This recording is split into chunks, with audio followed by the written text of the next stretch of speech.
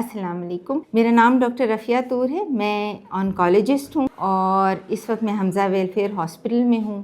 Health point کے توسط سے اپنی نوجوان نسل کو ایک پیغام دینا چاہتی ہوں کہ ہمارے ملک میں بڑی اور چھوٹی آنت کا کینسر بہت بڑھ گیا ہے، اور پہلے آج سے کوئی 20 سال پہلے یہ سمجھا جاتا تھا کہ 50 سال سے زیادہ عمر کے لوگوں کو آنت کا، چھوٹی آنت اور بڑی آنت کا کینسر ہو سکتا ہے، لیکن ہمارے اٹامک انرجی کمیشن کے اسٹیٹسٹکس یا شماریات یہ بتاتے ہیں کہ ہمارے ہاں ینگ لوگ ان کو کہتے ہیں جن کی عمر 20 سال سے کم ہے، ان کو چھوٹی اور بڑی آنت کا کینسر بہت زیادہ ہو رہا ہے۔ اس کینسر کی وجوہات ایسی ہیں جن کو ہم مکمل طور پہ کم بھی کر سکتے ہیں اور روک بھی سکتے ہیں۔ سب سے پہلے تو یہ بتا دوں کہ اس کو کیسے جانچا جا سکتا ہے۔ بچوں کو یہ میں کہوں گی، یا نوجوان لوگوں کو اس چیز کا خیال رکھنا چاہیے کہ اگر بڑے پیشاب کے ساتھ، پخانے کے ساتھ ان کو خون آ رہا ہے تو اس پہ یہ ایک اچھی علامت نہیں ہے۔ اس کے بارے میں اپنے ڈاکٹر سے ضرور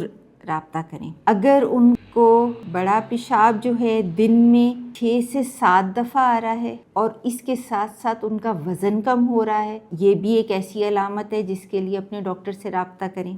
اور اگر ان کو قبض ہے، یعنی پخانہ ان کو 3 دن تک نہیں آ رہا اور جب آ رہا ہے تو بہت تکلیف کے ساتھ آ رہا ہے، یہ بھی بہت الارمنگ علامت ہے۔ اس کے لیے اپنے ڈاکٹر سے رابطہ کرنا چاہیے۔ اب آ جاتے ہیں وجوہات کی طرف، یہ کیوں بڑھتا جا رہا ہے۔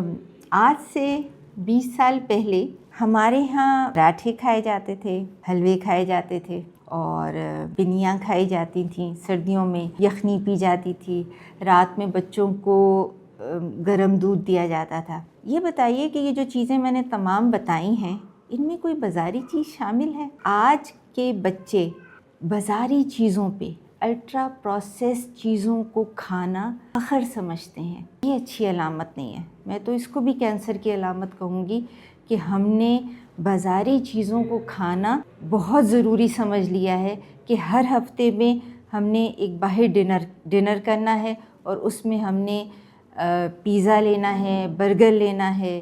ہم نے گوشت کی زیادہ تر چیزیں کھانی ہیں۔ دیکھیے، گوشت کھانا منع نہیں ہے، لیکن ہر چیز کا توازن جو ہے وہ غذا میں ہونا چاہیے۔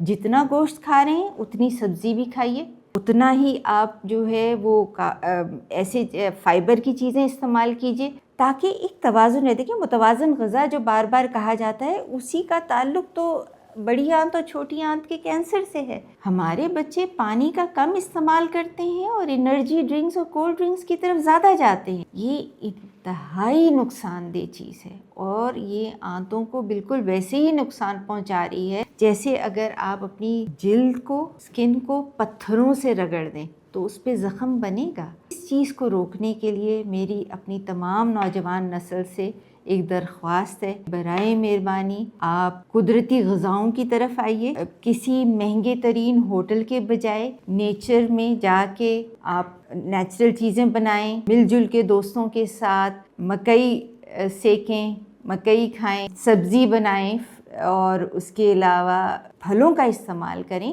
اور نیچر کو، آرگینک چیزوں کا استعمال کریں اور نیچر میں رہیں۔ دونوں چیزیں آپ کو ذہنی طور پہ، جسمانی طور پہ اور ایموشنلی بہتر محسوس کروائیں گی۔ بہت شکریہ۔